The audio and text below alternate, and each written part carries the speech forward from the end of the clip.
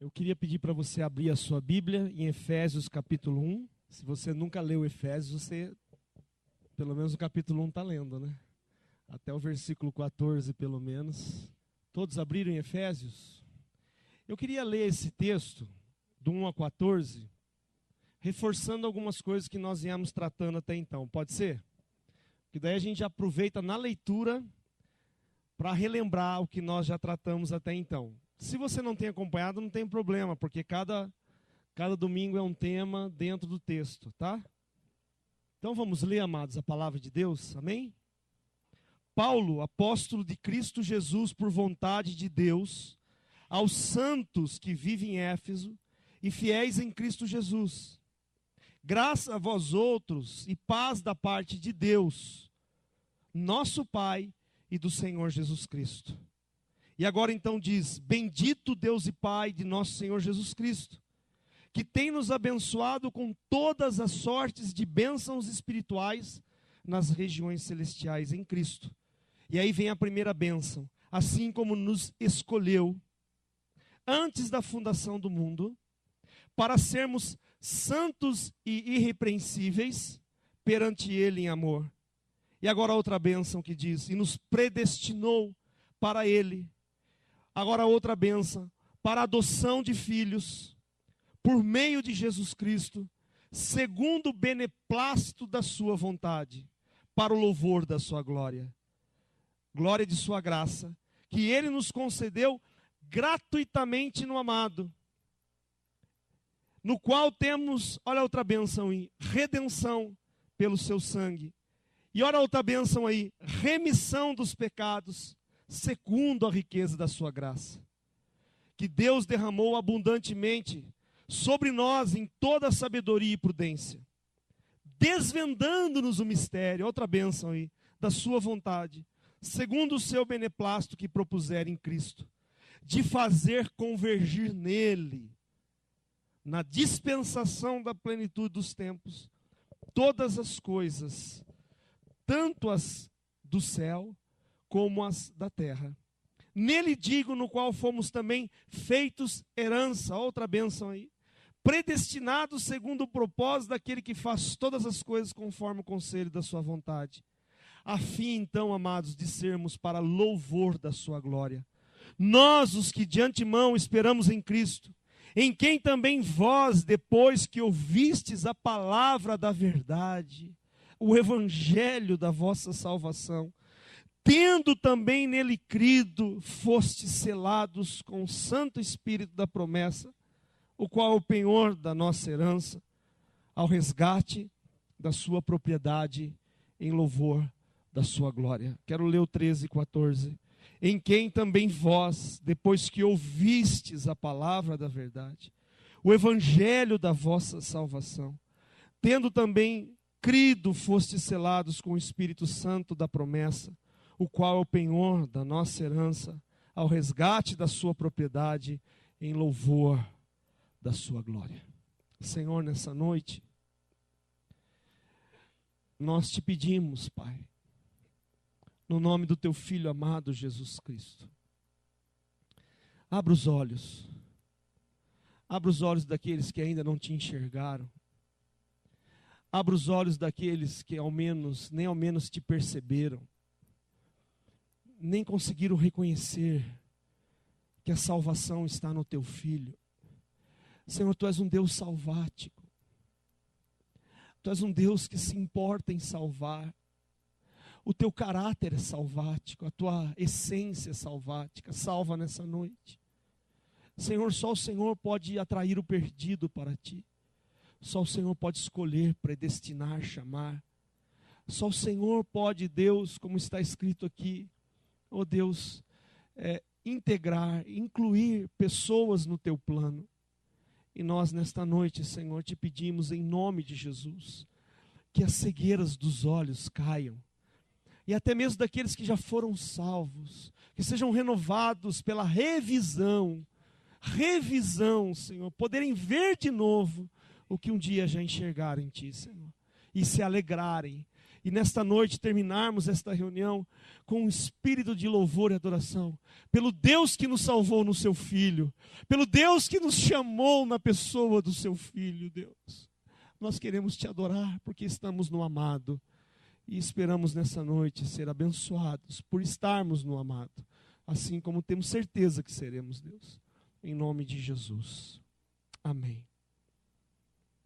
Amados, eu gostaria rapidamente de fazer um resumo, apesar de não ser um estudo que nós estamos pretendendo traçá-lo numa sequência, mas até para nós fazermos uma recapitulação, um resumo do que nós vimos até agora, eu queria só rapidamente lembrar aos irmãos que Deus tem um plano, e esse plano é de trazer de volta todas as coisas ao seu estado original. E esse plano foi engendrado, significa gerado, e não só gerado, como ele foi executado por Deus. E está em execução na nossa vida, na vida dos salvos. Então Deus é quem engendrou esse plano, e executou esse plano, e executa até hoje, ele está em execução. E nesse plano, o homem está incluso. Deus incluiu o homem nesse plano, em tudo isso que acabamos de ler. E como é que Deus fez isso? Ele faz isso como nós acabamos também de ler aqui no texto, escolhendo, adotando, perdoando, libertando, revelando esse plano aos homens e selando ele com o Espírito Santo, que é o que ainda nós não estudamos, que é a selagem do Espírito Santo, que vamos estudar também aqui. E daí então, tudo isso só é possível, ou foi e é possível, em Jesus. Essa redenção, esse perdão, essa libertação, a revelação do plano, a escolha de Deus, tudo isso só foi e é possível em Jesus, como nós acabamos de ler aí, em Cristo por várias vezes, e também na expressão no amado. Depois disso, depois de ter feito isso com o homem, a vontade, como vimos a semana passada, de Deus agora, a sua vontade agora, é que o homem que foi incluso nesse plano, por sua vontade, viva agora então para a sua glória. Né? Vocês se lembram que na última reunião, nós falamos que esse é o desejo de Deus, essa é a vontade de Deus, que aqueles que foram salvos, que foram inclusos nesse plano, que eles vivam agora para a glória de Deus. Mas nós precisamos saber aqui, depois deste resumo, depois de voltarmos a rever todas essas coisas, de uma forma também resumida, nós precisamos saber como é que isso acontece. Qual é os meios que Deus usa para que isso aconteça na vida do homem? Como é que isso tudo vem a ser de fato verdade na vida de alguém? E nós temos aí no versículo 13 e 14, como acabamos de ler, esta expressão assim: quem também vós, depois que ouviste a palavra de verdade, o evangelho da vossa salvação, tendo nele também crido, fostes selados com o Espírito Santo da promessa, o qual é o penhor da nossa herança, ao resgate da sua propriedade, em louvor da sua glória. Como é que alguém venha a ser incluso nesse plano? Como é que alguém venha a ser salvo? Como é que isso acontece? A Bíblia diz através de alguns meios, é por meio de alguns meios, é através de alguns meios. E quais são esses meios? Ouvistes, que significa confiar, e crer. Os meios que Deus usa para que alguém seja incluso nesse plano, perdoado, liberto, adotado, venha conhecer a revelação desse plano, é que esta pessoa ouça e creia. E crer aí, ou melhor, desculpa, eu errei aqui. Ouviste não é confiar, não. Crer é confiar. Tá? Então ouvistes e crer. E crer é igual a confiar. Eu errei a setinha ali. Tá certo? Então como é que esse plano vem a ser executado? Como é que Deus faz? Qual é o meio? É a partir da pessoa ouvir e crer no que ouviu. Mas ouvir o que, amados? Nós precisamos definir ouvir o quê? O que é que ela tem que ouvir para crer e ser salva? Essa é a pergunta. O que é que uma pessoa tem que ouvir para crer e ser salva?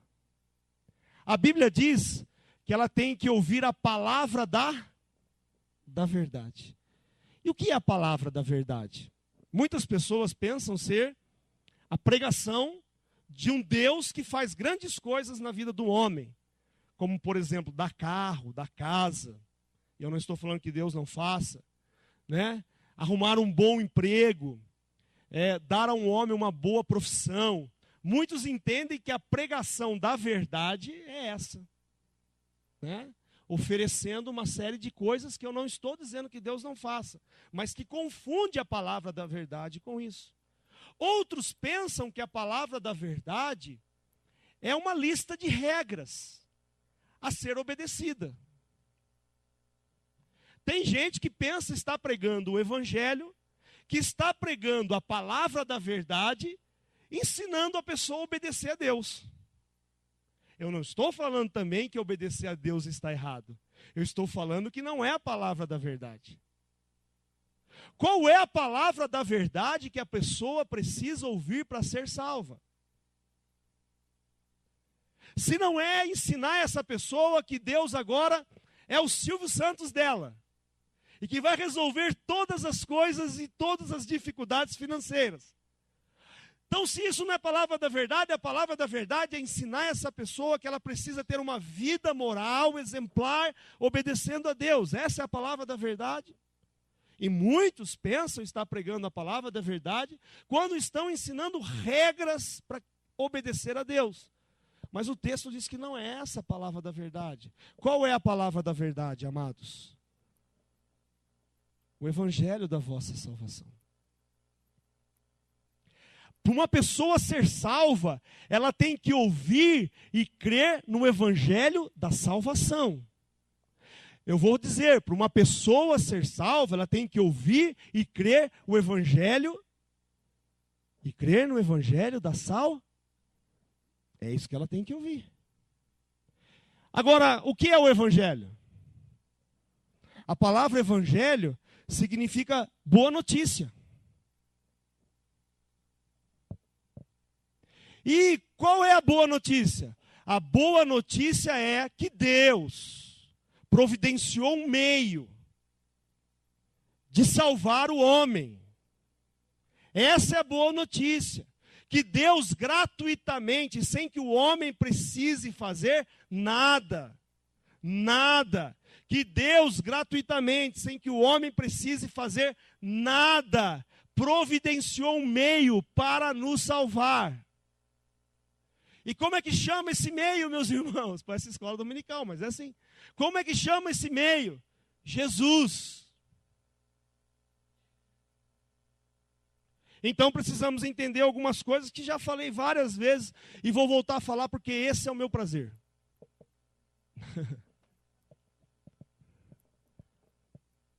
A primeira coisa que precisamos entender é que todos pecaram. A Bíblia diz que todos pecaram, ou seja, todo homem nasce em estado pecaminoso. Por quê? Porque o texto diz assim: porquanto assim, como por um só homem entrou o pecado no mundo, e pelo pecado a morte, assim também a morte passou a todos os homens, porque todos pecaram. Nós estamos comprometidos com o primeiro homem, o pai da humanidade, que pecou. E por conta dele pecar, todos nós passamos a estar nesse estado. Ou seja, todo homem, por estar nesse estado, está debaixo da ira de Deus e separado de Deus. E é o que Romanos diz: entre os quais também todos nós andamos outrora, segundo a inclinação da nossa carne, fazendo a vontade da carne dos pensamentos, e éramos por natureza o quê, meus irmãos? Filhos da ira, como também os demais. Porque todos pecaram em Adão, todos estão debaixo da ira de Deus, e por sua vez, todos estão separados de Deus. Então não adianta você dizer que o Brasil é o país de Deus. Né? Muitas pessoas dizem que o Brasil é o país de Deus. Quem é de Deus? Ninguém. Todos nascem separados de Deus, debaixo da ira de Deus. Todos nascem nesse estado. Logo, se todos nascem nesse estado, todos estão culpados e condenados. É isso aí que a Bíblia diz. E qual é a condenação? A condenação qual é? O salário do pecado é mas o dom gratuito de Deus é a vida eterna em Cristo Jesus, nosso Senhor. É isso? Eu li errado? Não?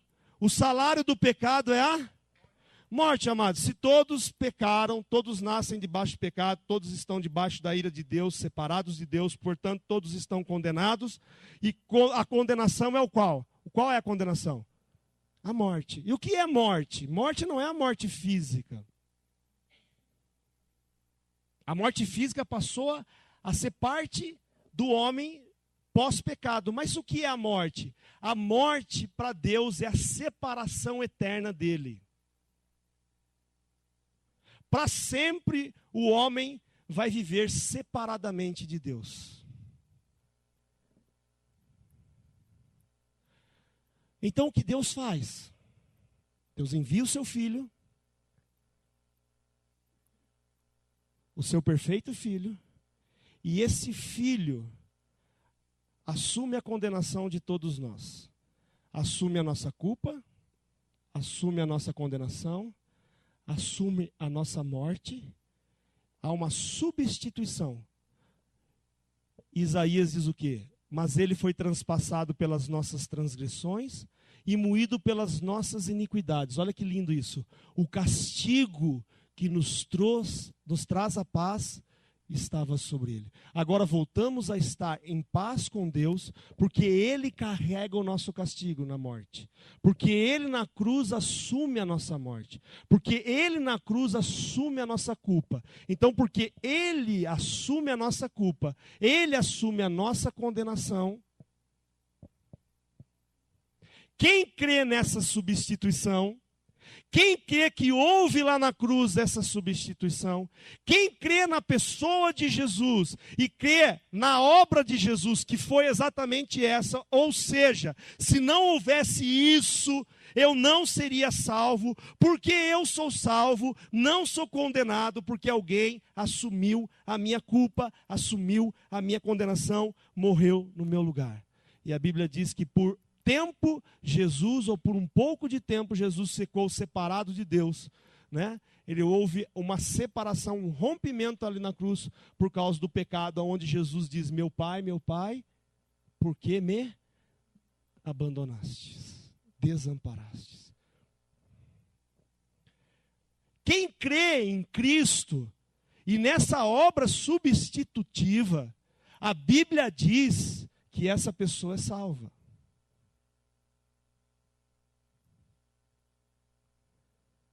Então, o que é cristão, amados? O que é ser cristão? Ser cristão é alguém que crê em Jesus e nessa obra que ele fez em nosso lugar. Nesta obra que ele realizou em nosso lugar, assumindo a nossa culpa e assumindo a nossa condenação. Então, quem é cristão? Quem é cristão é alguém que crê em Jesus e na sua obra. Ah, mas por que você está dizendo isso? Nós sabemos, até tem uma turma que foi batizada sabendo isso hoje. Pior que não. Pior que uma das coisas que menos a igreja sabe como fazer uma série de coisas. Mas a maioria da igreja não sabe exatamente porque ela é cristã. E nós somos cristãos, meus irmãos. Se você é cristão, eu sou um cristão. O salvo é um cristão porque ele acreditou em Jesus e na sua obra. Então nós precisamos saber o que é um cristão. Eu quero dizer que, em primeiro lugar, nós precisamos saber isso. Que ser cristão, eu vou repetir porque isso é importante, é acreditar em Jesus e na sua obra. Eu fui salvo porque ele tomou o meu lugar. O castigo que me trouxe a paz estava sobre ele. Eu estou em paz com Deus hoje, porque ele carregou a minha inimizade com Deus. A minha contenda com Deus. A minha condenação. A minha culpa.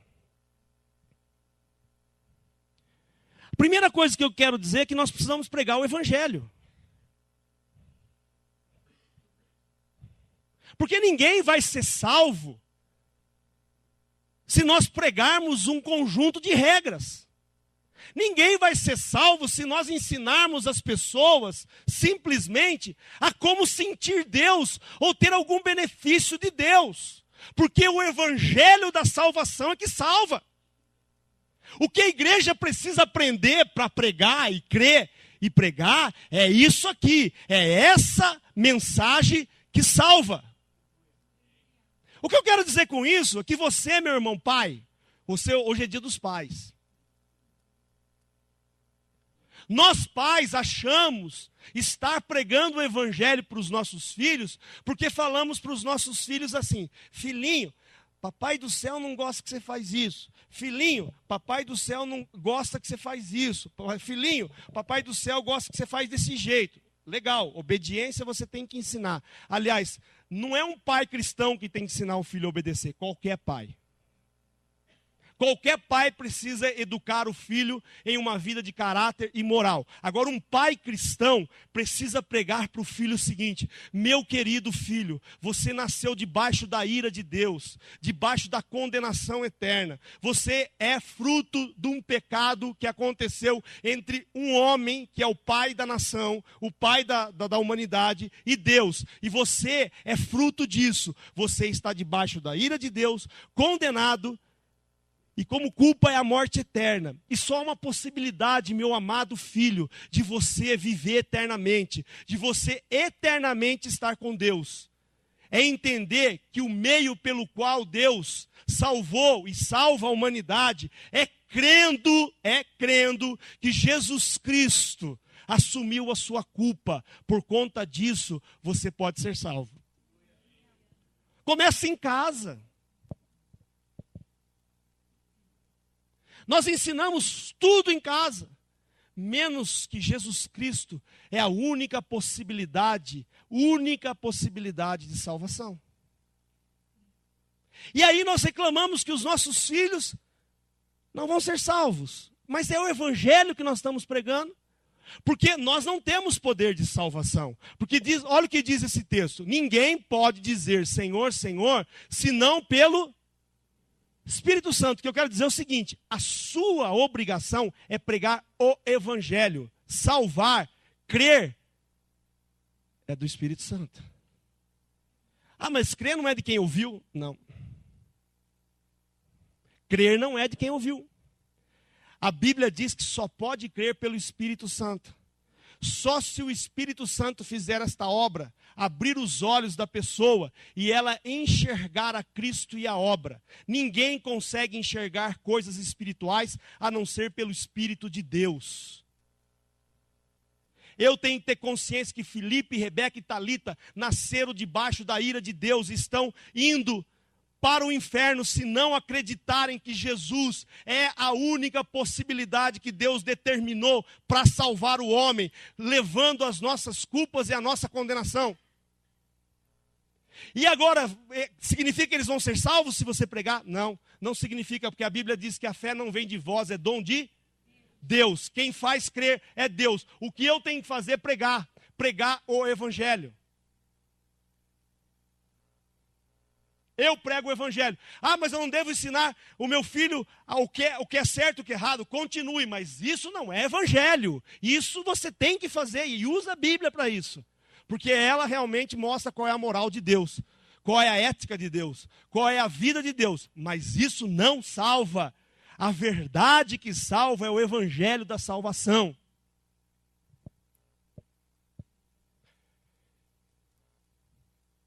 Crer é do Espírito Santo.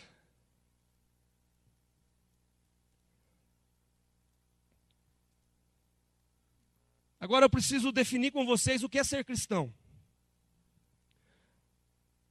Porque muita gente não entende que é só isso.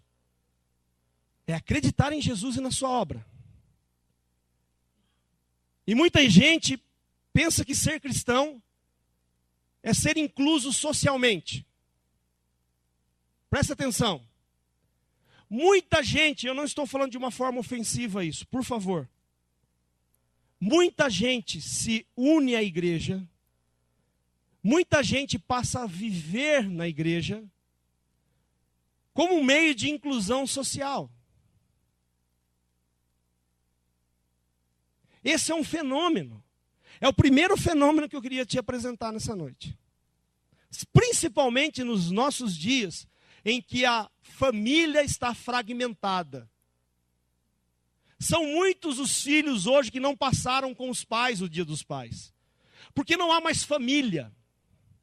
Então, porque não há mais família, porque não há mais pai junto de mãe, porque não há mais filho junto dos pais, a igreja passa a ser um refúgio para todas essas pessoas que não têm. Eu tive a igreja como um refúgio. Muitos aqui tiveram a igreja como um refúgio. Eu me senti incluído socialmente. Eu me senti parte de um grupo socialmente.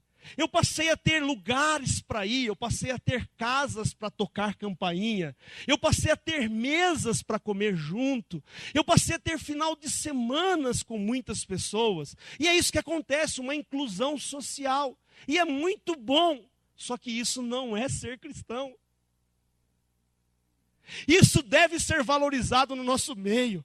Isso deve continuar até ser uma arma de evangelismo. Porque se hoje a família está fragmentada, puxa, vamos usar essa deixa, essa brecha, para trazer essas pessoas e dizer, nós somos a sua família.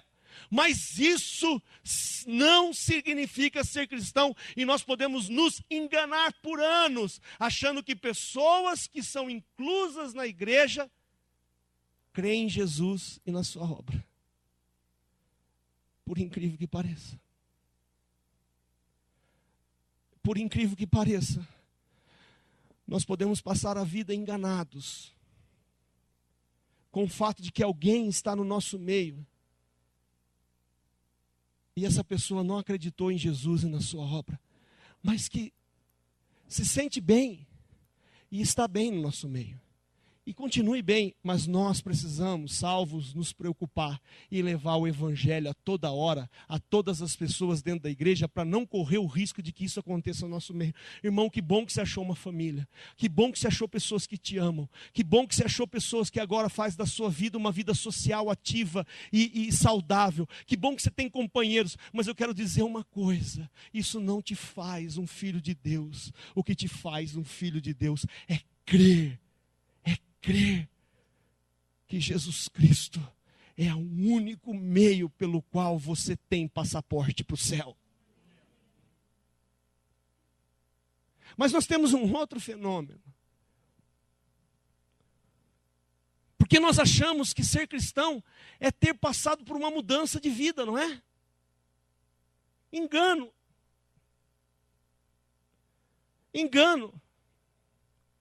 Porque nós entendemos que alguém, por exemplo, tá? Que veio das drogas, e agora deixou as drogas, e agora deixou as suas práticas e ambientes antigos, e passou a ser uma pessoa sociável, e a conviver no nosso meio, e passou a ter uma vida moral, elevada até. E nós entendemos que essa pessoa, agora, ela é uma cristã. Na verdade, ela encontrou na igreja a oportunidade de sair de uma coisa que ela não via a hora de sair. Que era, por exemplo, das drogas. E ela sempre sonhou, mesmo estando nas drogas, que ela seria uma boa mãe, ou um bom pai. E que ela teria uns bons filhinhos, e que ela levaria uma vida normal, porque aquilo faz mal a ela. Então ela encontra na igreja um ambiente que corrige ela, que molda ela. Ela encontra na igreja pessoas que ajudam ela. E ela passa a ter algumas mudanças relevantes.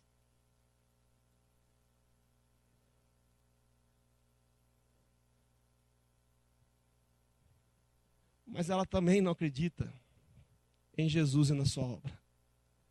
Ela nem faz menção disso na sua conversa. Ela só agradece a Deus porque agora ela se tornou uma pessoa comum, entre tantos. Porque agora a sua vida tem uma história que poderia ter acabado na cadeia, estou dando um exemplo do drogado, mas isso pode ser levado para qualquer outro exemplo, ou ter morrido, ou ter ser dependente de droga a vida toda.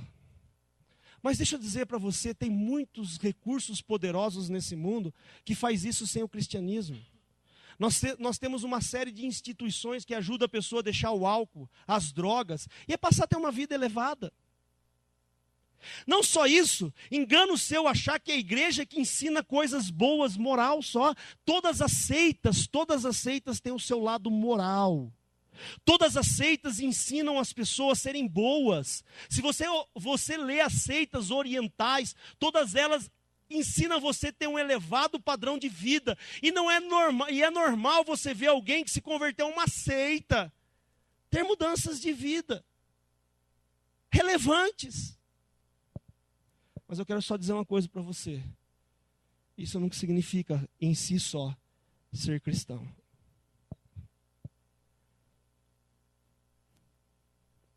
Mesmo que houve algumas mudanças relevantes, cristão é aquele que de fato e verdade, crê em Jesus e no que Ele fez por você para que você fosse salvo.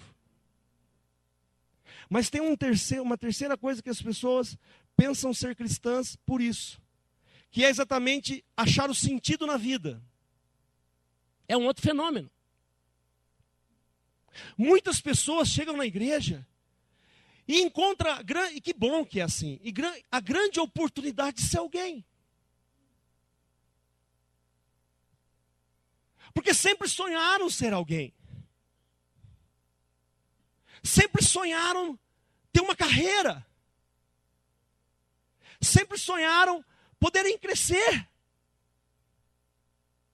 E daí tem um monte de gente nesses púlpitos aqui, ó, que não acredita em Jesus e na sua obra, mas que encontraram um sentido na vida, por exemplo, ser um pastor. Eu encontrei um sentido que lá fora não tive a oportunidade, mas a igreja me deu. Eu não estou criticando isso. Eu estou encontrando um sentido no serviço, na ajuda, na participação. Eu faço parte de um sistema que me faz alguém. E esse é um fenômeno. Muitas pessoas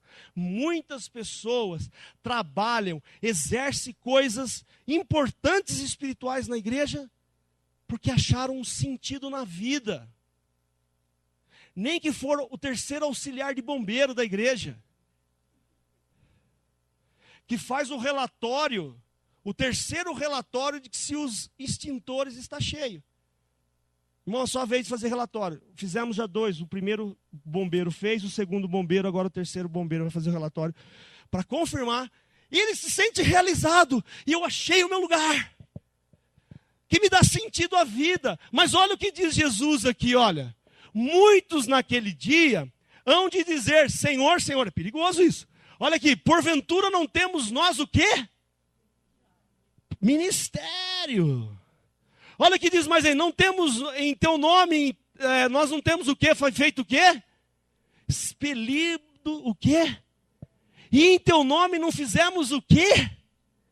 Muito milagres, então lhe direi, explicitamente, nunca vos conheci. Sabe quem é esse fulano? O fulano que trabalha pra caramba, que tem uma capacidade, mas nunca botou a sua confiança em Jesus e na sua obra. Nem sabe o que é isso.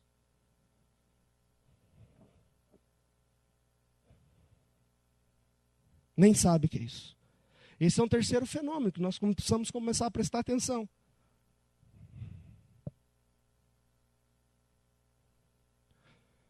Uma terceira e última coisa que eu queria nessa noite falar é que a palavra crer significa confiar. E sabe o que é confiar? Entregar. Entregar. Se lançar. Se lançar. E daí você me pergunta, se lançar no quê? Confiar no quê? Olha o versículo 13 comigo de Efésios aí. Opa, está aqui. Você não precisa nem... Olha aqui. Em quem também vós, depois de ouvistes a palavra da verdade, o evangelho da vossa salvação, tendo nele também Cristo, fostes selados com o Santo Espírito da promessa, o qual é o penhor da nossa herança, ao resgate da sua propriedade, em louvor da sua glória. Por a confiança em quê? Presta atenção aqui em mim. Por a confiança em quê? Acreditar no quê? Amados, não é nem em quê e nem no quê.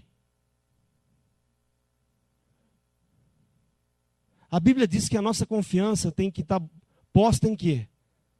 Nele. Nele. Não é no quê? É nele. Nós não temos religião. Nós não temos denominação. Nós não temos instituição. A nossa fé está numa pessoa. Vira para o teu irmão e fala assim, é numa pessoa. Se você entender isso, que é numa pessoa, sabe o que acontece? As regras se vão. Se você acredita numa pessoa, as regrinhas se vão. E daí entra uma nova linguagem. Não é o que eu posso fazer, o que eu não posso fazer. Não é o que eu devo fazer, o que eu não devo fazer. Quando alguém perguntar para você assim, até onde eu posso fazer? Não entendeu nada. Ela entendeu ainda que evangelho é regra. Que é pode isso, não pode aquilo. Mas em quem eu deposito a minha confiança? É numa relação. É numa relação única que pode me salvar. Eu não estou ligado mais a regras. Eu não estou ligado mais, pode isso, não pode aquilo. Eu estou ligado a uma pessoa, a uma relação. E daí vai além das regras. Vai além do sim ou não. Vai além do pode ou não pode. Aí entra uma regra que a Bíblia diz que vai e excede a justiça dos fariseus. Porque é uma relação. É a primeira coisa que eu tenho que perguntar, é o seguinte, isso faz bem ou não para a relação? Não é se eu posso ou não posso. Tem pessoas que perguntam assim, lá na sua igreja pode? Na primeira igreja não é minha. Segundo, lá na sua igreja não pode. Não entendeu o evangelho. Agora é uma relação, e numa relação as coisas são muito mais elevadas, são muito mais profundas. E daí é o que você vai encontrar da boca de Jesus, por exemplo. Quem ama o pai ou ama a mãe mais do que a mim, não é digno de mim. E quem ama o filho ou a filha mais do que a mim, não é digno de mim. É isso que Jesus diz, é essa relação. Não é que eu não devo amar meu filho e minha mãe, mas agora estou numa relação elevada. Suplanta. Vai além, eu não fico pode ou não pode, devo ou não devo, isso pode ou isso não pode. Não, agora, eu amo a Jesus acima de todas as coisas, e eu quero saber como é que está essa relação. É a relação. Porque foi por causa dessa relação que eu fui salvo, foi por causa dessa relação que eu sou sustentado. Então você não vai ver Jesus falando no Novo Testamento, pode isso ou não pode aquilo. Agora o que compromete é a relação. E numa relação as coisas vão muito mais além do que pode ou não pode. Olha, por exemplo, a outra palavra. E respondendo ele disse, amarás ao Senhor teu Deus de todo o teu coração, de toda a tua alma, de todas as tuas forças, de todo o teu entendimento, e ao teu próximo como a ti mesmo. A partir daí você precisa de sim ou não, pode ou não pode?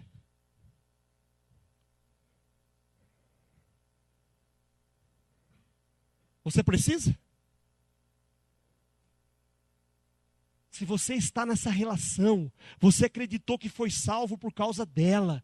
Você acreditou numa pessoa e no que essa pessoa faz, que só ela pode fazer, e só ela poderia fazer, e só ela fez, e sozinha fez, porque a Bíblia diz que fez sozinho, ninguém estava ali para ajudá-lo, ele fez uma obra sozinho, ele lutou sozinho, ele guerreou sozinho, ele venceu todas as coisas sozinhos, e nós agora acreditamos que só ele, porque só ele fez, sem a ajuda de ninguém. Eu tenho agradecimento, eu tenho amor, eu tenho comprometimento, eu tenho toda. Por isso que a Bíblia fala sobre que essa relação agora não é sim ou não, é integral, é tudo. Não é metade, 10%, 5%, 3%, é a minha vida, porque é relação.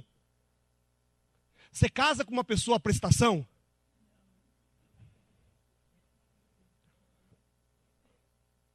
Fica tranquilo, eu vou te amando aos pouquinhos. Eu também vou te sustentando aos pouquinhos, Lolita. Conforme eu vou vendo que você é boazinha, eu vou liberando a coisa. Não, você vai passar fome mesmo. É assim a relação? Não, relação é quando duas pessoas se entregam. Se entregam de todos. Mais, amor, mais. É essa a linguagem do Novo Testamento. Porque agora eu entendi quem é Jesus e o que ele fez por mim. E ninguém fez. Sabe por quê? Porque ninguém vai poder fazer. Porque só o Filho de Deus podia fazer. E ele fez por mim. Olha outra linguagem aqui, ó. E chamando a si a multidão com os seus discípulos, disse-lhe: se alguém vir a mim, após mim faz o quê? Nega-se a si mesmo, toma a sua cruz e siga-me. Isso tem tudo a ver com relação. Não tem a ver com Jesus entregar o seguinte, ó, Zé Carlos, se você quiser me seguir a partir de hoje, está aqui, ó. As regrinhas são essas, é o seguinte, amanhã você vem, assina o contrato e a gente começa a caminhar junto. A gente prega o evangelho assim. A gente nem fala de Jesus, já fala, olha, segundo casamento não existe. Não pode fazer isso. Não pode fazer. Mandei bala, viu? Peguei um perdido na rua, preguei o evangelho. Para que você fez? Falei do que pode e do que não pode. Você não pregou o evangelho, você não pregou o evangelho da salvação você não pregou.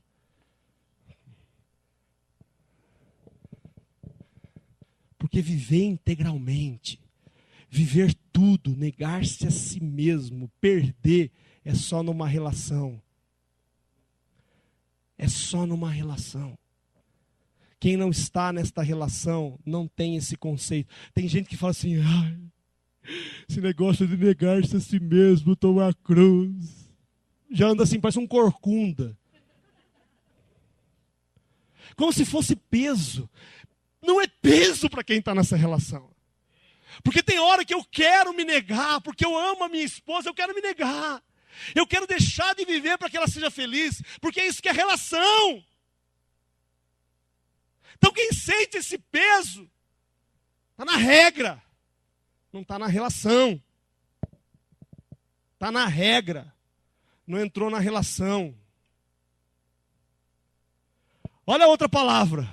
Assim, pois, qualquer de vós que não renuncia tudo que tem, meu Deus. Não dá. Não dá. Não dá. Não dá. Não dá para quem não entendeu a relação. Não é uma questão de dar ou não. Eu fui salvo por essa pessoa, porque só essa pessoa pode me salvar. E eu acredito na obra que ele fez para me salvar.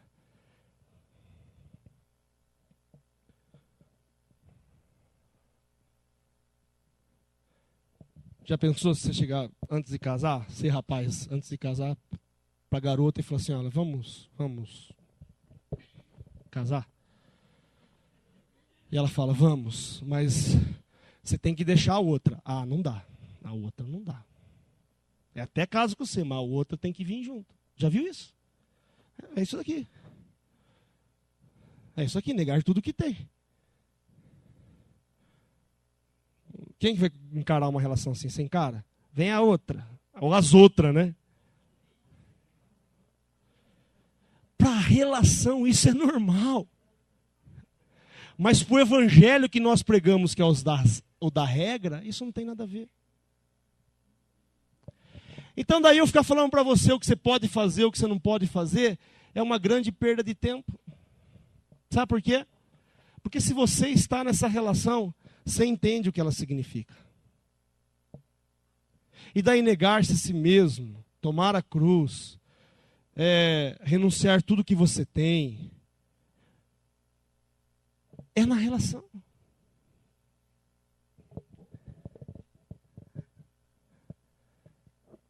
Não dá para ser luz fazendo gato, né? O Bruno Bonito postou esses dias. Não dá para ser luz fazendo gato. Gato é ligação direta, clandestina, usando a luz do outro. Não dá, porque nessa relação tudo é assim, é tudo. É tudo. É tudo. E também ninguém está forçando ninguém a ser tudo. É porque na relação isso existe. É em quem eu creio. Eu não creio no quê. É em quem. Amém? Então abrir mão da minha vida, negar-se, perder, renunciar, é uma coisa comum da relação. Porque a relação para mim é mais importante do que eu mesmo.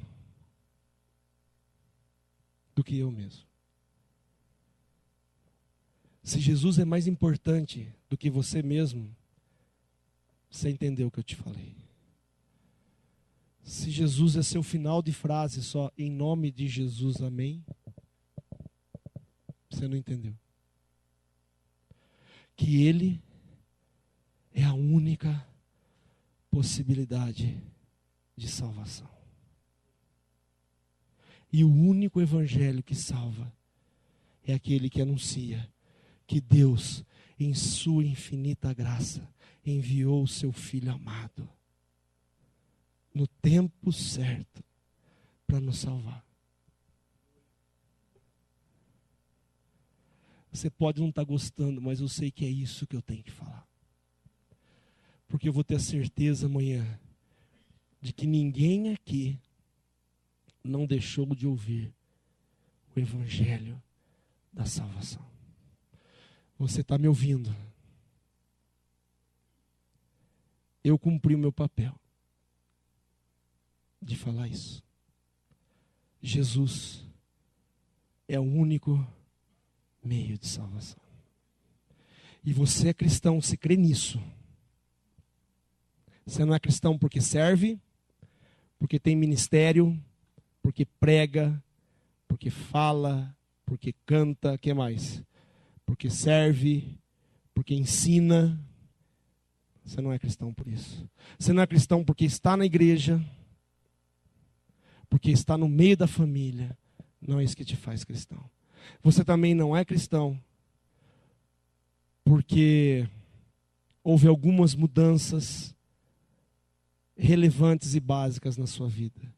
Você é cristão porque eu acredito em Jesus e na sua obra.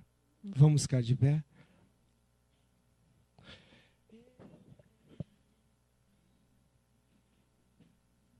Quantos creem em Jesus e na sua obra, amados? Eu não creio em religião. Eu não creio em denominação. A plaquinha é pequenininha lá, você viu? Que eu não sei que não salva. Eu sei que o que salva é gente ouvir e crer na palavra da verdade, que é o evangelho da salvação. É isso aí. E que nós possamos ser cristãos. Em nome de Jesus. Eu quero adorá-lo. Porque eu sou um cristão hoje.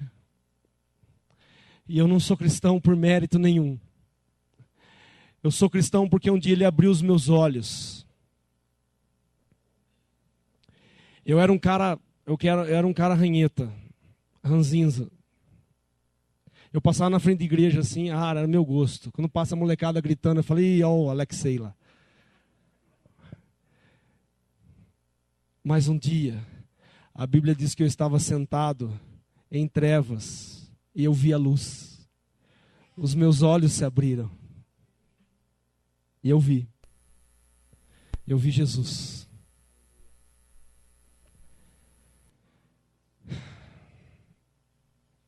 Imagina que você não é um salvo porque está aqui essa noite. Então você que é salvo, reveja o que Jesus fez por você. Se você que não é salvo, ou nunca disse que acredita nessa obra, é o dia que Deus está te dando a oportunidade de falar: Senhor, nessa obra eu acredito. Nessa obra eu acredito. Você não precisa acreditar em igreja, não. Nem acredita em pastor, viu? Acredita em Jesus. Em Jesus. Porque é Ele que salva. Amém? Acabei comigo, né? Não tem problema. Olha para ele, o que Moisés e o Elias suma, que só fica Jesus. Quantos querem adorá-lo nessa noite? Eu fui salvo. Aleluia.